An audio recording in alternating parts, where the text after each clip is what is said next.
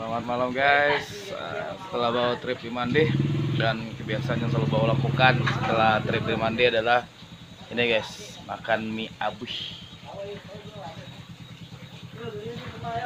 Dan ini selalu bawa lakukan setiap trip di Mande, dan dapat lepas lelah sedikit, dan terus kita